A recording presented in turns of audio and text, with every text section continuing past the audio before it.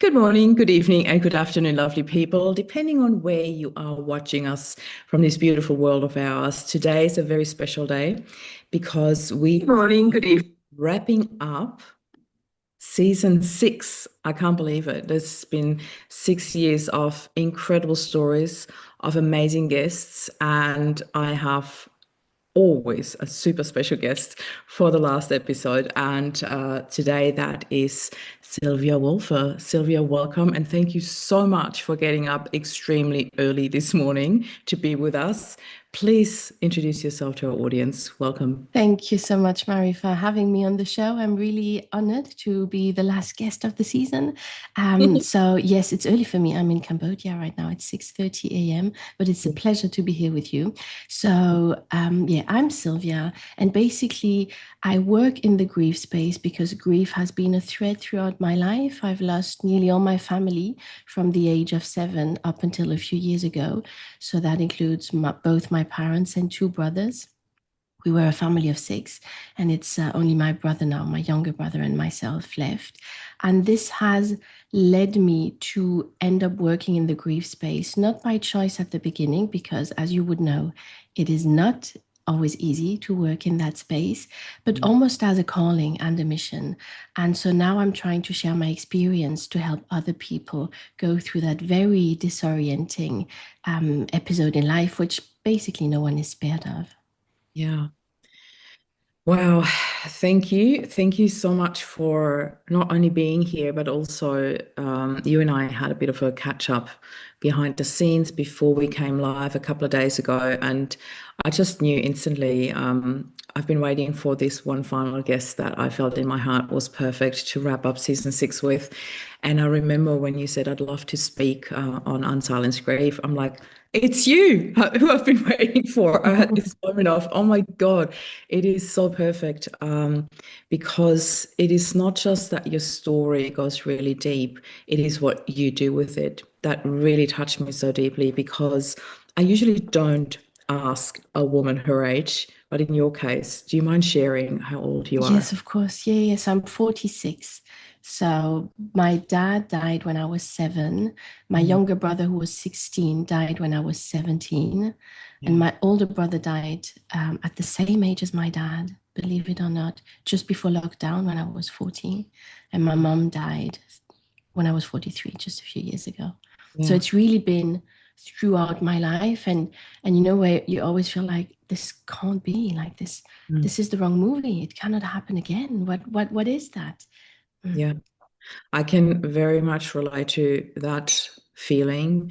For me, I am just in awe when I sit with somebody like you, Sylvia, because I was 20 when my dad died, which back then I thought was so young. And then I was on the other side when my husband died, and our sons were only 10 and 8. And I looked at Mm. them and I thought, they're not even combined as old as I was, you know? And you and I both talked about that. I don't really like bringing comparison into grief because my one liner that I bring in here is always comparison doesn't help us heal. Mm. But it becomes very tricky when I sit with someone like you to not have that urge or that feeling of comparison. And I really try not to lean into that because what you share here is it's just absolutely unbelievable. I'm absolutely lost for words when I look at your story. This is not coming from a space of sympathy, but truest compassion and empathy because Oh, I'm thank you so just much.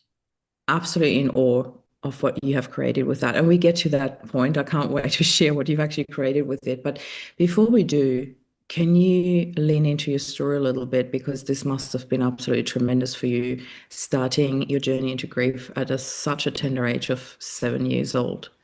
Yeah, What? 7 years. Yeah, we were like 4 kids, fairly, yeah, Yeah. little, 5, 6, 7, and 13 years old when our dad died. Tell us about your And family, what you remember at that time. I'd like to start. yes, yeah. Well, I have very, very vivid memories of my dad. We were living in a house with our grandparents, his parents, so it was a very family-oriented life. And my mom, who was French, when our dad died, she decided to go back to France. And Mm, so she kind of snatched us away from our roots, from our family, from our language. I grew up in German and then I learned French. Later, I grew up in France. So that was mm, also really traumatic. And for whatever reason, my mom was quite eccentric. She thought it would be helpful to just speaking French to us. So we Yeah. had lost our dad, our home, and then our mum wasn't speaking the same language to us anymore. So it was quite traumatic. Yeah, I But can on the imagine. other hand, that really created a very strong bond among us, the siblings. So we were super close. And this is, as much as it makes the loss, even not harder, but like really difficult because we were so close. This is also my biggest consolation because I feel very lucky and privileged to have had, these super loving relationships with my brothers, and there were no, we would tell each other that we love each other, like we knew how much we Mm. meant to each other. So this is a great consolation. And then 10 years later, when my younger brother died, that was terrible because I was 17. There was no support whatsoever, and I think teenage girls are among the population that is really at risk for complicated grief.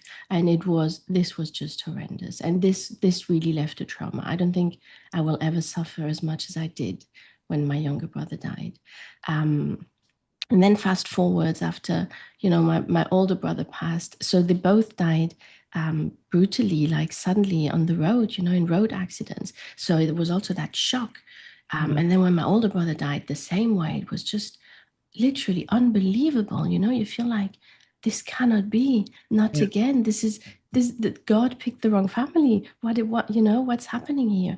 And then it was a long, slow descent after lockdown because my younger brother was in France, my mom was in Bolivia, and I was in England, and we were all isolated, and we couldn't even hug each other, talk to each other, in real life. So I think that was an extra layer that made the grief difficult. I didn't realize it at that time. But Mm. then by the time my mom died, I was just broken. I was really broken. And then I did therapy. And my Mm. therapist one day said to me, so yeah, this is not my place to say that. I should not be saying that. But you have such a caring and still happy and joyful personality, even after all the losses you've been through. And you've been through loss more than average. I don't think you can keep that to yourself. I think you need to share your experience and help others. And at first, I was speechless and a bit defensive. I thought, no, I don't want that. Like I have enough grief in my life. I don't want to get even more grief. Like I was just shying away and running Deal with away. anybody else's. Yeah. It was too much. And I walked home from therapy that day, just a 20-minute walk. But by the time I got home, it was evident. I Mm. thought this is true because she said, the universe is giving you a very clear message. Like you cannot not share it. And Mm. then I started to really dive into it. I had worked with grief before because I worked as a life coach Yeah. for many years, and grief, comes up always. People, like most people, will have lost someone at some stage. But now I've really decided a few years ago to completely dedicate myself to that.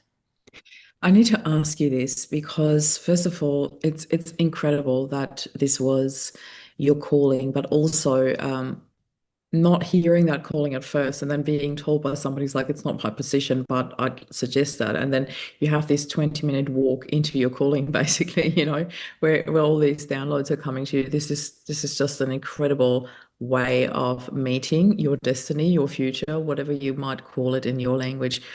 But can I just step back for a bit? Because what you said to me really stood out. You said when your mom died, you started with therapy. Was that the first time that you actually went into therapy through all these losses? Yes, that was the first time I went into therapy, and I actually went into therapy for other childhood traumas, not for grief. Yeah. So I started EMDR to work on other traumas, trying to avoid the grief topic. But Yeah. then the therapist was very intrigued, because obviously she asked me about my story, and she said, I think we also should work on that, and she would bring it up. So I didn't go into therapy to work on grief. I was really probably shying away from it, because facing it felt just too overwhelming. But now I really wish I had done something earlier because it would have spared me so much, so many extra layers of pain that were unnecessary. And, in particular, when my older brother died, this really hit me because I realized how much unprocessed grief I was carrying with me. And I was not only sad to have lost him, I was also really angry at myself because I felt like I had lost so much time to unprocessed grief, time I could have been spending more mindfully with him, more present. We've been at dinners or in family gatherings, and a song would pop up that would remind me of my younger brother, and I would have to leave the room and hide in the toilets to cry. And all these triggers would constantly ambush me or jump at me. And that made me really angry. I felt that if I had been guided to address my grief earlier, I would have had more of my time with him. And this really was a game changer in my work as well. Yeah. Speaking about your work, the field that we are both in on a professional and personal level, I see this quite often, and I'm absolutely certain that you would agree here, that grief really uncovers or brings to the surface all the unhealed wounds from our childhood. And I say that so many times when I'm sitting with clients, to be not only mindful, but also really um, gentle with themselves in that process, because it does bring up the wounds that we haven't healed. And the other thing that really stood out for me was when you said that you were angry. That to me, it's just, I wish that more people would know about this. That anger, I always name anger as the cover-up emotion, because it covers up all the other emotions that we are not capable or find it too exhausting or too confronting or whatever the situation is to look at. But it literally covers up all the emotions that are actually triggering us, which is often grief or frustration or loneliness or um, abandonment. That's the word. Mm. I wanted to say abundance. I wish, no, abandonment. So there are all these other emotions that are there all the time, and we become really good at ignoring them or pushing them down, or we don't even understand when we are too young what it means to sit with an emotion or to allow that emotion in a safe way. And that to me is exactly what you said. You wish you had started earlier, but a lot of people also didn't even know how to handle that. And it brings me back to what you shared about your mom before. She probably thought it was the perfect thing to do for you, to have a fresh start somewhere, and that you actually experience it as, you know, being your roots taken away from you, like uprooting and going away and then having a different language. It is interesting because I'm speaking a couple of different languages. We talked about that in our pre-chat, and I did my utmost best to raise my boys bilingual because German is my mother tongue. And when Rob died, I stopped speaking German to my boys, which was really interesting Oh, because how interesting. Yes. everybody would say, but now there's no reason for you not to speak German because Rob didn't speak German. So I always said everything in two languages, and I did my best to do that. Wow. But when Rob died, everything had to be easy.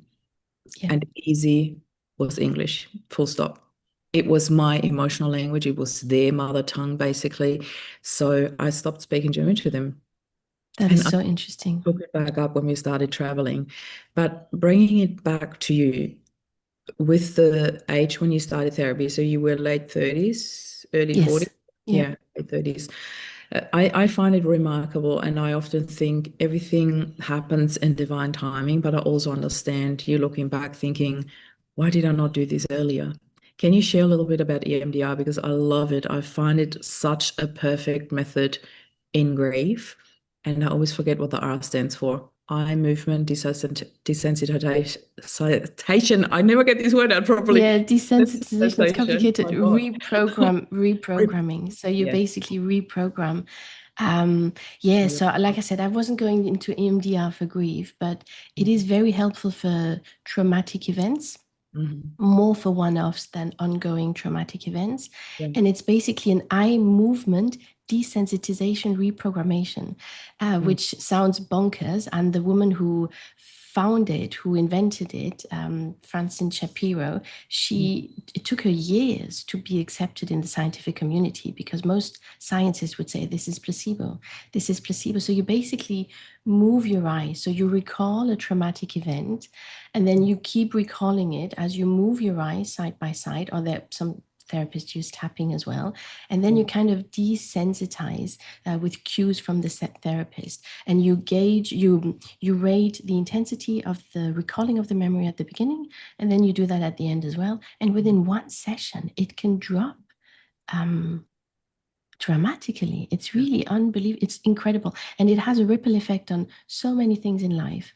My cousin started EMDR, funnily enough, at the same time as I, and we were comparing our experience, and we were both just mind blown at the effect, the positive benefits it had on us. And I kept saying, I can't even phrase it properly because I didn't even think this was accessible. You Yeah. know, if you had asked me what are you expecting from EMDR, I would have said, well, to just be less, to suffer less when I recall memories, you know, to not feel them in my body, because this is what trauma is. It's when the body reacts as if it was happening in the moment. So I just wanted my body to be calmer when I recall bad memories, traumatic memories. But the ripple effect was also on the way I present myself, on my self-confidence, on my ability to set boundaries. It was like a reconnection to myself, because I think trauma But yeah. induces a numbing. You know, we kind of try to distance ourselves from emotions, but you can't cherry pick the emotions you distance yourself from. If it's all of them, the good ones and the more difficult ones. Yeah, that So exactly. I Yeah. mm, No, no, sorry, I didn't want to interrupt. yeah, no, so yeah, To just as highlight that that EMDR had like, stuff from yeah, everything, not just from the negative emotions. It's that whole numbing process, and yes, I just absolutely love EMDR and how effective it is, and how quickly it works, really. And it's not mm, like a quick fix, but it's a very um, I don't know, it's a very effective method to it work is. with, in It particular when is. it comes to children who are sometimes literally lost for words, who don't have Yes. words to express their emotions. And it's the one modality that I used for all three of us after Rob died, where I thought, Oh, like we all tried very different things, and we all have different needs, all of us. You know, absolutely. your brother, your entire family, as you went through all the different losses, everybody's got such different needs, and everybody expresses their grief so differently. Every single one of us. I love saying that grief is just as unique as the person experiencing it. But Yes. EMDR was one of the very few modalities that all of us used. That and family bereavement therapy. So, and then the rest was all different for all of us. You know, it was amazing to even find that modality. It's really beautiful. It is, and one of the benefits, the thing that I was that got me to explore EMDR was the fact that you don't have to talk about the event too much. You know, it's not talking therapy. You don't have to dive into all the details if you don't want to. And Yeah, this is what made me want to try EMDR, because I did not want to talk about my traumas. I did not want to talk it through and bring up all the, it was just too much, too heavy. So in that sense, it was super helpful. And yeah, again, you know, during the session, you might not realize completely, but recently someone asked me randomly about an event that had been traumatic. And I was just able to talk about it. I was able to answer the questions. And I was amazed. I was observing myself in that situation, thinking, oh my God, no racing heart rate. I can breathe.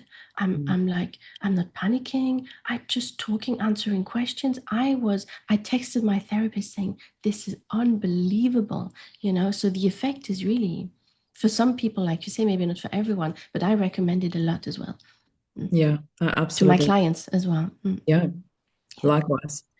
I I just love that there are so many different modalities out there that we don't even think about, or that weren't even talked about like 20, 30 years ago. And there's really a lot that's up and coming. And EMDR seems to be one of those that gets mentioned quite a bit in the grief space. And I can see why it's such a suitable modality in that space. Sylvia, how take us back to that walk home, the 20-minute walk after your therapist suggested. what she felt she shouldn't, but wanted to suggest to you. Tell us how you walked into your destiny there. It's just such a beautiful story, and I love what you do today. It's just absolutely incredible. I want to talk about that a little bit. Thank you, Mary. Well, yeah, that walk home really started with fear. I was just really scared. And as I was walking, and that's the beauty of walking as well. This is also something I recommend a lot. I feel like the best thing we can do is a walk, because a walk has also that EMDR effect. You know, that the woman who discovered EMDR discovered it by walking. So walking removes our fears. It kind of quietens the amygdala a little bit. So we are more able to think clearly. So I started my walk with that fear of having even more grief in my life. And then slowly that fear dissipated. And I thought, well, it is true. I do really have experience. I have been through many different phases and experiences and thoughts and insights. And I never thought it was meaningful or valuable to anyone because Mm. I felt like I was a mess. But then during that walk, I realized that actually, no, there are things I could share. And also, one thing that was maybe a factor, determining factor, was that I am that girl who's missing her family, you know, and I felt very often like I wish I could just introduce myself like that. Hey, I'm Sylvia. And part of me is missing because it was just such a strong, it's just such an important part of my life. Like, this is who I am. I am a girl who's missing her family. And so going into that workspace just allowed me also to be that person. I can now introduce myself like that, saying, well, this is me. This is what I do because of that. Um, so yeah, this was also a part of it. I don't know if you've felt like that. You know, I remember when my brother died, I was in Bali, and so I flew back. And that trip I will forever remember. And I was sat there at the airport, completely in shock because of the news, looking around me, and I just wanted to say, guys, well, my brother just died. My brother just died. You know, I just wanted to shake people, be like, that's what happened to me. So Yeah. going into the grief space kind of allowed me to open up as well, to find a voice.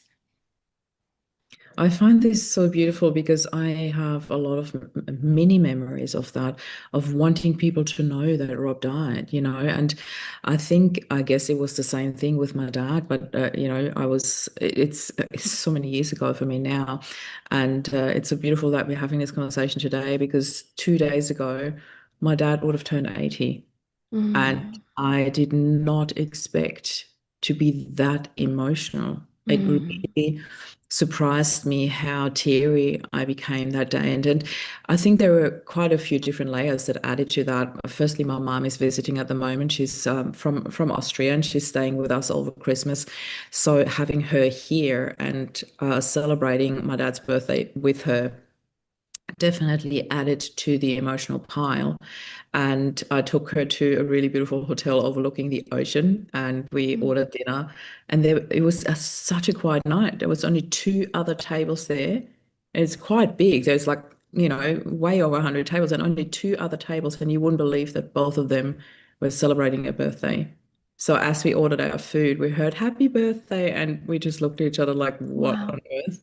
And then we took another table because we just sat there to order and then went outside where we had the beautiful look over the ocean. And there was only one other table next to us. And as we sat down, they started singing happy birthday. And I was like, this is Wow. this is just uncanny, like to Mm, have this. But it was sort of bittersweet and more sweet than bitter. We just looked at each other. We just had to almost laugh because it was just so bizarre having two tables there. Um, and I just said to them, because they were trying to take pictures, and I said, do you want a picture with all of you in there? Because, there's always one missing, the one who takes the picture. And as I handed her the phone back, I said, it's my dad's birthday too today. And I didn't say would have been my dad's birthday because it felt weird. mm. And then I thought, this is even more weird because now I'm sitting down with my mum and they're probably going to think like, where, like, and I thought it doesn't matter. But it's been a heavy week for us here in Sydney anyway, with what happened with the Bondi shooting. And I don't want to go into Yes. anything political at the moment, but it literally happened the night before, and I was already so emotional. And then that. So I think there are always waves around grief. And my biggest thing is always the perspective that you look at grief from. There are so many people who carry that belief that grief will always stay with you. And I tend to not want to come from that same perspective. I often share that story where I see grief as a visitor, and grief was a permanent resident in our house for a long time after Rob died. And then I decided it was time for her to move out. She had overstayed her welcome, and I wanted Joy to move back in. And so I often talk about this, grief and joy, and how I sometimes the love that. things together, and sometimes grief comes in, and other times I don't have time for her. And I said, you need to come back tomorrow because I'm just not in the right space for you right now. So I quite like the perspective it works for me. I'd like to hear your perspective. How do you look at grief? Is that something that sort of always walks behind you, like a little shadow? Is that something that you can let go of and be without for a while? What is your belief around that? I'd love to know because everybody's got their own. Yeah, thank you for asking. That's a great question, and I absolutely love your perspective of saying that, the guest, the visitor had overstayed her stay. That's such a great way to put it, and that it was time for Joy to move back in. I love that. I definitely love that. So for years, and I think this is also probably because grief hit me at a young age, and there was no support, and like you said, my mom just wasn't equipped to help us properly. And back then, that was like, almost 40 years ago, things were very, very different. So for many years, grief was very scary. It was like, that wild animal that could just jump out of nowhere and Yeah. and hurt me. So it led me to also avoid cafes, restaurants, movies. I wouldn't go to the movies anymore. I was just afraid someone might die in a movie. I stopped reading novels. So it had really impacted my life tremendously. And then there was a shift where I also decided that life was to be honored. There was like a realization that I had that privilege and I can honor life for them and for myself. And also, one of the most beautiful things that grief taught me, and it sounds a bit morbid, and I'm always struggling to express it in a way that comes across as something beautiful because I think it is. When my dad died, I was 7, and somehow I realized that everyone can die anytime. And Mm. so every person I was interacting with, I started thinking, what if that person died tomorrow? How would I feel about them? And it kind of sharpened my way of seeing the good in people, and it then became second nature. And something people always say about me, my friends, my family, like, oh yeah, you love everyone. You love, you live on that planet with the rainbows and the unicorns.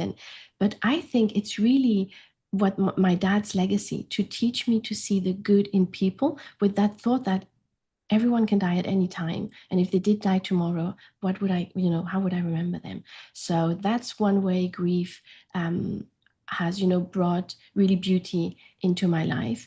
And now that I'm older, and that I've cried a lot, and I've missed my people a lot. Now grief is more like a companion. Grief is only here because I love them and I've accepted it, and I'm no longer seeing sadness as an enemy, or pain as an enemy. I just see it as part of what we call life, and there has to be pain and suffering because it stemmed from joy and love. So now I'm not afraid of it anymore, and I let it in when it comes. But there's one thing that I do and that I also recommend my clients to do, which is to schedule it. And Yeah. that has helped me immensely. When grief triggers would just come, when grief would just jump at me, there was a time where I was able to say, like you said, not now, not now.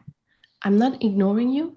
I know you're here, but I'm going to tend to you later. And then I would really like set in the calendar, okay, tomorrow night, I'm going to sit down, listen to sad music, cry my eyes out, watch pictures, look at old photo albums. And this has been super helpful because then I found that I had gotten some kind of agency back. It was like, okay, you're there. You will always be there, but I can manage you a little bit better. You're not the boss anymore. I'm the boss now. And that has been helpful. Yeah. I love that. It's a compartmentalizing it, it's the not now. I think that's a very, very powerful Powerful. I'm gonna adopt that because I often talk about the right now when people are in this really heavy state that I always say to them, add the two words right now. I feel really heavy right now. It's Yes. honoring it, but it's also signaling it's temporary. It will pass. But the not now, I love that. I love Mm. that.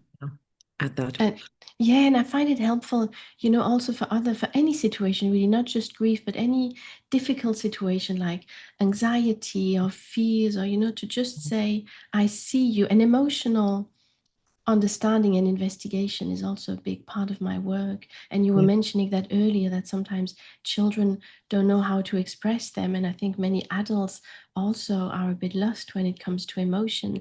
And it is a skill to be developed, to understand them, to label them, to sit with them, and to Yeah. let them come and go. It is a skill that can be developed. It's not woo-woo. It's not something out there that only, illuminated people can do. Like, everyone can learn to do that. And that's also very empowering. I love that you say that not only illuminated people can do that, it's for everyone. I just Mm. really loved how accessible things are. Um, I know we're a little bit over time, but I just really want to ask you this before we go. Tell us a little bit about the work that you do. How do you work with people that are in grief? And I guess that's a very loaded question to finish off with, but I really want to delve into your work a little bit. And then also, how can people actually get in touch with you when they say, wow, I really want to work with you because your energy is just so beautiful, Sylvia. I feel so blessed that you are here with me. So share a little bit. Thank you. Thank you so much, Mary. Well, I'm trying to make my work, the work changes over time, and you've probably experienced that as well because we understand our people more, and so we can adjust our work better.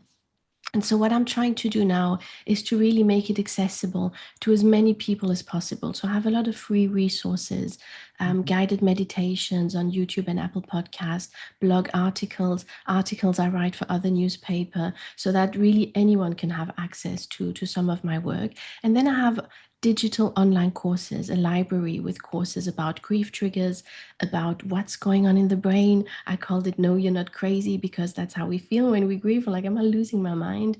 About sibling grief because this is something very close to me. So a few online courses that are also accessible. And then I do offer one-to-ones. And I have changed these one-to-ones. I used to go from a place where there was a continuity to now where I offer one-offs. So people can just book one session, they fill out a questionnaire where they share their story, and then in that session, we see where they are at right now and what could be implemented for the next few weeks or month to help them. And then a few months later, they might feel like they want to see me again, but there's no commitment because I Yeah. find that in grief is overwhelming and it's very hard to project, to commit, to plan. And having these one-offs has been Yeah. really meaningful and a game changer because people can just, book if there's availability and then have that one session and then just see how they feel. It's quite organic.